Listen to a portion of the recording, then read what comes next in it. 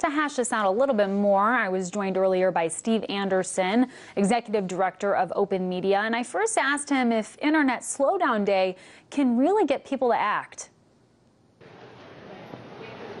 I think so. I mean, millions of people have taken action to safeguard the open internet.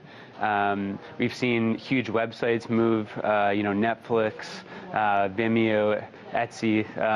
And so, I think with that many people involved, we've seen in the past when you have people en masse getting involved online, calling and emailing their politicians, that those politicians over time move. And, we're kind of up against one of the largest lobbyist groups essentially in the world. But when you have people getting involved en masse, we've seen in the past that we can change things. Mm-hmm.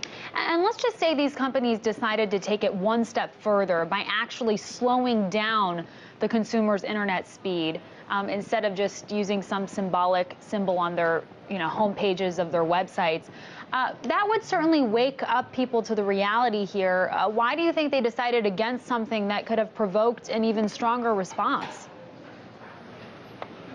Well, I think that they just wanted to kind of symbolize or give you the feeling of that kind of slow loading wheel. And I think the widgets that the companies are putting up and other websites, nonprofit websites as well, are putting up kind of gives you that feeling of what it's like to have a slower internet. So I think that's enough to demonstrate for people. And we're seeing, again, millions of people taking action, one of the largest online protests in history. So I don't think that they actually need to slow down all of their services, but just show people, give them a sense of what it will feel like if the telecom companies get to control the internet and make it more like television. Mm-hmm. And what's interesting is, bigger companies are on board. You mentioned Netflix also participating in this campaign. What's interesting is that this proposal could actually stand to benefit large video streaming companies just like Netflix by allowing its video to stream much faster. So is this move surprising that Netflix is on board?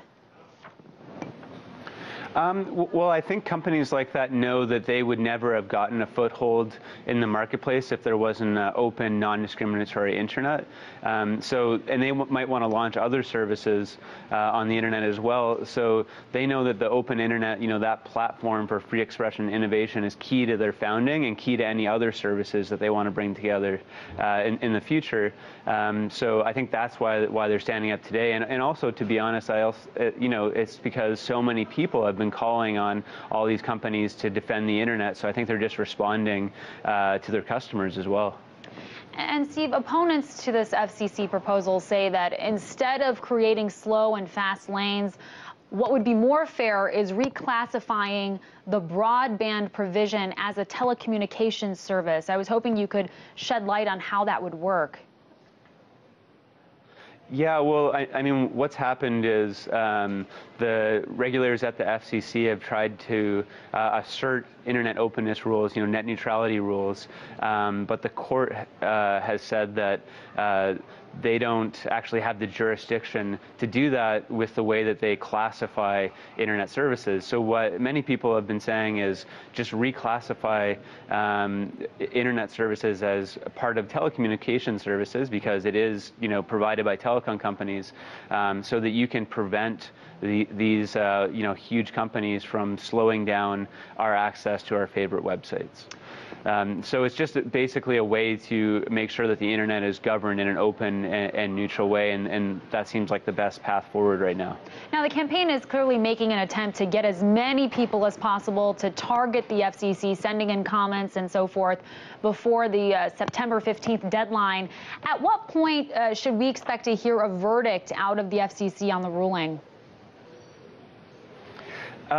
Yeah, it is key that people get involved right now because the timing for public comment closes down on September 15th, so people can go to stoptheslowdown.net if they want to get involved. But we expect the FCC to make a decision by the end of the year. But this comment period is really crucial, so the number of people that get involved will really probably dictate if we have an open, neutral internet for the future. And that's basically the future of our economy, of our democracy, and of free expression. And if the FCC does go forward with the proposal in its current form, what's the next step? Does that proposal have to be approved by Congress? Congress does not have to approve it, but they could try to undermine it through passing legislation that just undermines the FCC's regulatory power. But the Congress doesn't need to approve it. So we're hoping that once we win this thing by the end of the year, that seeing the number of people and really votes that are behind this, that'll be kind of the last word on this. That's definitely our hope. Certainly a topic spurring a lot of debate. Okay, Steve Anderson, Executive Director of Open Media, thanks for that.